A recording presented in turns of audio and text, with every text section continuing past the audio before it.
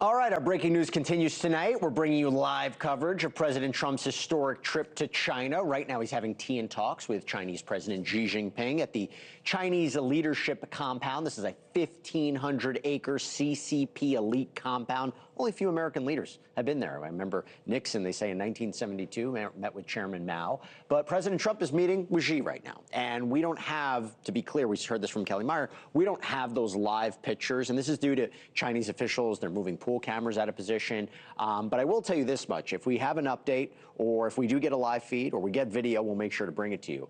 But let's just put this into context for a second. This Beijing summit is bringing the superpower leaders together to talk a lot of different things: trade, tech, foreign policy, all amid the backdrop of the Iran war.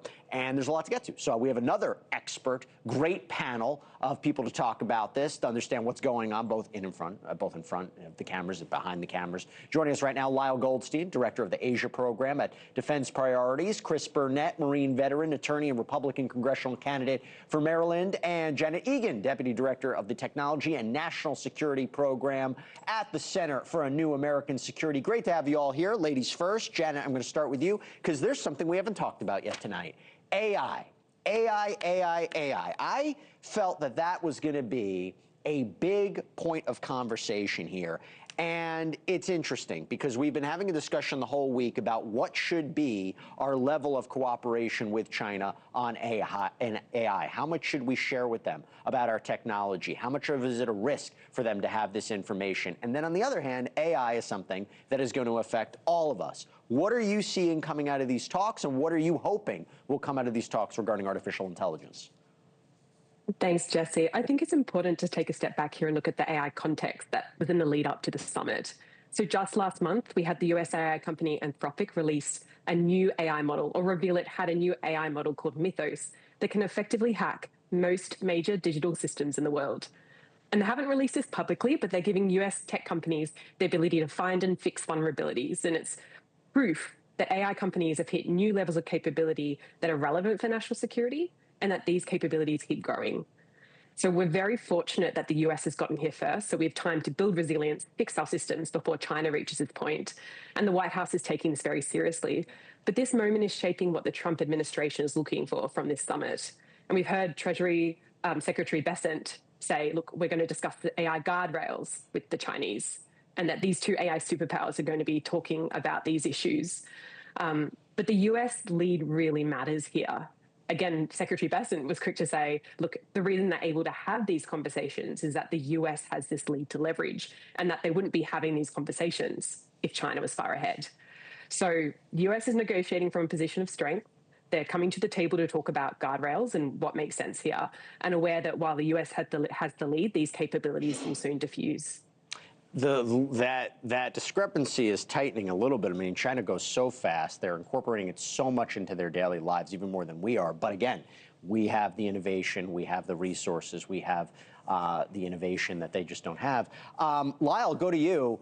A lot of different foreign policy issues that are at stake right now that are standing out.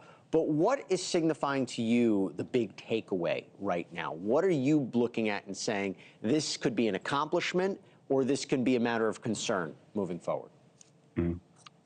Well, Jesse, I'm looking for the president to, really try to stabilize U.S. China relations. I mean, really over the whole of the last decade, we could say these relations have been in crisis. So it's, I think above all, we're, I think, all hoping that we can, effectively try to normalize U.S.-China trading relations, of course. But I'll tell you, my focus is really on the security issue. So glad to see that Taiwan came up. I think it's very important. But apparently there was some mention of also of Korean Peninsula, maybe the South China Sea as well. So yeah, a lot of issues on the table. But really, I think what we're hoping for is some stability. And I must say, I was very excited to hear mention of this Thucydides trap.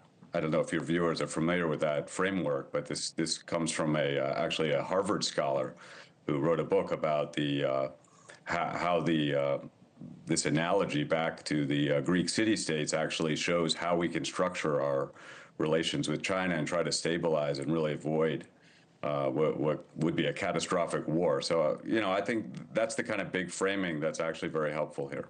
Yeah, particularly because you don't want how one superpower is addressing another superpower. And if one superpower is overtaking another superpower, it's very interesting.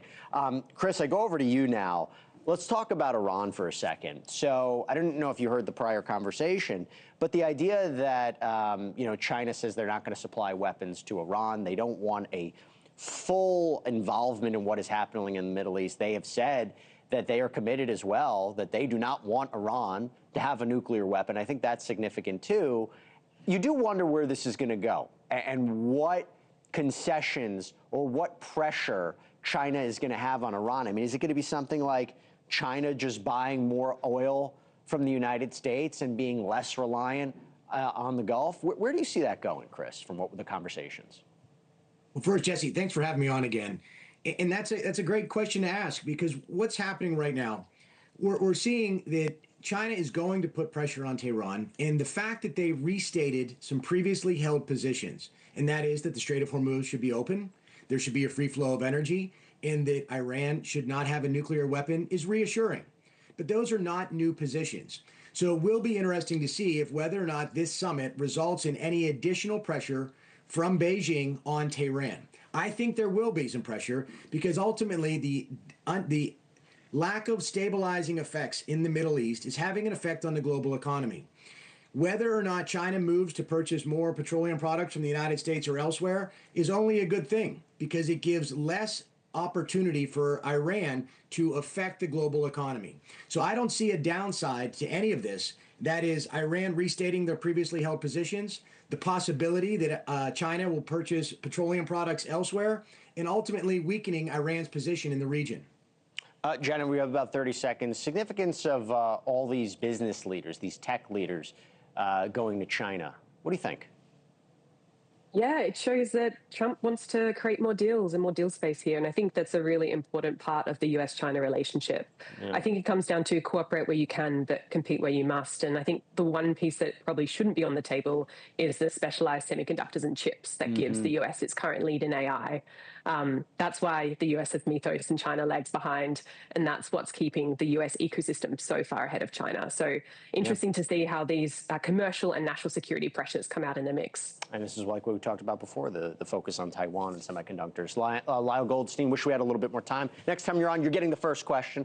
Chris Burnett, Janet Egan, thank you all so much. Really appreciate it.